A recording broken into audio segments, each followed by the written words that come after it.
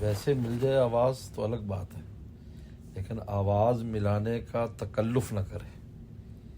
یہ ہاں جی، اگر کوئی اپنے طور پر کر رہا ہے، اس کے اور آواز آ رہی ہے آپ کی اور، تو کوئی بات نہیں. لیکن اجتماع میں بیٹھے ہوئے ایک جگہ بیٹھ کر رہے ہیں، جس طرح سب بیٹھ کر تلاوت کریں، تو یہ ہر ایک اپنی اپنی تلاوت کر رہا ہے، لیکن آواز تو گونجے گی نا، جیسے اکٹھی تلاوت ہو رہی. اسی طرح ذکر کا ہے. تو اس اجتماعی ذکر سے مراد یہ نہیں ہے کہ وہ تقلیداً کریں، کہ وہ اللہ کہے تو پیچھے پھر اللہ آپ مل کر کہیں، ایسا نہیں ہے. بل ہر ایک اپنا اپنا اللہ اللہ کر رہا ہے، لیکن ایک جگہ بیٹھ کے کر رہا ہے. یہ ہے.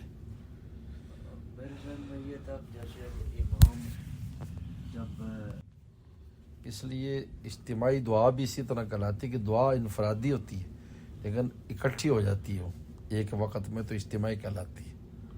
لیکن اگر کوئی لمبی کرنا چاہے، کوئی چھوٹی کرنا چاہے، تو کوئی ممانعت نہیں ہے. یہاں بھی اجتماعی ذکر سے مراد ہے کہ ذکر تو اپنا اپنا ہے، لیکن اکٹھے بیٹھ کے کر رہے ہیں. پھر کلمہ طیبہ کا سب نے کر لیا، پھر اللہ اللہ کا کر لیا. آواز کا ملانا از خود مل جائے تو کوئی حرج کی بات نہیں، لیکن ملانے کا تکلف نہ کرے. بہت عجیب نقطہ، یہ اہم بات ہے اس میں. ہمارے ہاں بعض اور طرح اللہ اللہ بات شروع کر دیتے ہیں، تو منع نہیں کیا، ٹھیک ہے کوئی بات نہیں، اپنا کر رہے ہیں وہ اپنا کر رہے ہیں، لیکن اکثر آواز مل بھی جاتی ہے.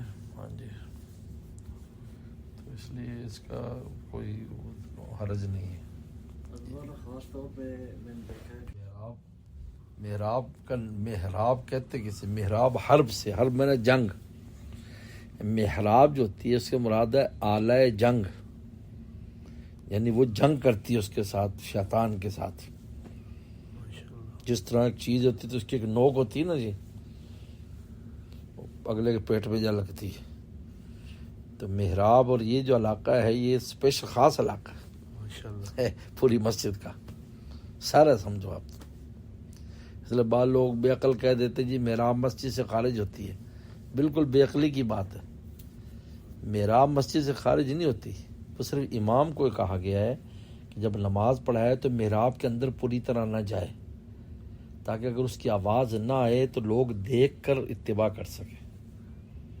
اتنا اس کو باہر ہونا چاہیے کہ اس کی انتقالات امام مقتدیوں کو نظر آئے. لہذا حکم یہ کہ اگر آواز نہ آ رہی ہو تو سب دیکھیں، اس طرح پہلے سب والے دیکھیں کہ بھئی وہ امام صاحب کو کیا ہو گیا، آواز کیوں نہیں آ رہی اس کی. تو انتقالات امام کی وہ کرے. آواز نہ بھی آئے تو اوپر چلا گیا رکوع سجدے میں تو اس سے کریں، پچھلے اگلوں کو دیکھ کے کریں گے. تو اس مسئلے کو یہ سمجھ لیا کسی سے محراب مسجد میں نہیں ہے، حالانکہ محراب تو مسجد کا سب سے اچھا اعلیٰ حصہ ہے. وہ ہے ہی، وہ تو جنگ جس سے جو کر رہا ہے شیطان تو وہی حصہ کر رہا ہے، جس کو محراب کہتے ہیں. حرب سے، حرب میں نے جنگ. اس سے ایک اور مسئلہ بھی حل ہو گیا کہ وہ کہتے تھے کہ اعتکاف میں آپ محراب میں نہیں جائیں. اللہ علیہ رہتی محراب میں تھے. لدھیانوی صاحب جو اعتکاف کرتے تھے تو ان کے جو اعتکاف کی جگہ محراب میں بنائی جاتی تھی. محراب کے آگے پردہ لگا دیتے تھے، وہ حضرت وہیں بیٹھتے تھے. حضرت نماز بھی خود پڑھاتے تھے، بعد میں ہٹا دیتے تھے، وہاں سے بستر ایک طرف کر دیتے، وہیں نماز پڑھاتے تھے. حضرت سے جب بھی ملاقات ہوئی اعتکاف میں تو حضرت محراب میں ہوتے تھے، اعتکاف وہی کرتے تھے.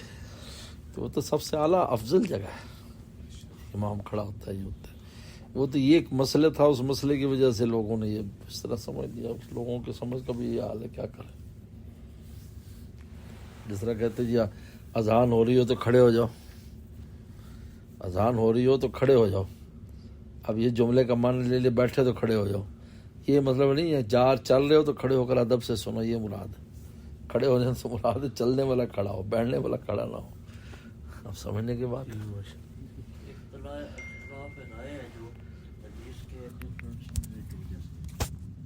بس وہ بھی ہوتا ہے. اصل میں حدیثیں کئی قسم کی آ جاتی ہیں نا. حدیث جب کئی قسم کی آ جاتی ہیں تو اس میں ناسخ منسوخ کا پتہ نہ چلے تو پھر اختلاف رائے ہو جاتا ہے کہ پہلی کون سی ہے بعد میں کون سی ہے. لیکن جہاں ناسخ منسوخ کا پتہ چل جاتا ہے تو وہ مسئلہ اس میں کسی کا اختلاف نہیں ہوتا. جیسے پہلے آگ پر پکی چیز پر وضو تھا، وسلم فرمایا آگ پر پکی چیز پر وضو کرو، ابو ہریرہ رضی اللہ عنہ کی روایت ہے۔ تو آگ پر پکی کوئی چیز کھائی جاتی تو وضو ٹوٹ جاتا تھا آدمی کا، اگر باوضو ہوتا تو دوبارہ وضو کرنا پڑتا، لیکن پیغمبر صلی اللہ علیہ وسلم نے پھر آگ پر پکی چیز کھائی اور آپ نے وضو نہیں فرمایا، اسی طرح نماز پڑھا دی۔ تو لہذا صحابہ نے کہا کہ سب سے آخری عمل رسول اللہ کا یہ تھا کہ آگ پر پکی چیز سے وضو نہیں فرماتے تھے۔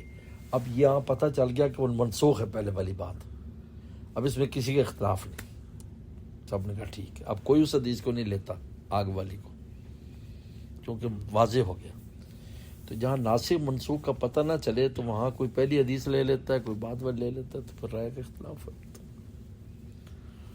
یہ مجتہدین کا کام ہے، بہت بڑا کام ہے۔ جو کہتے ہیں کہ آپ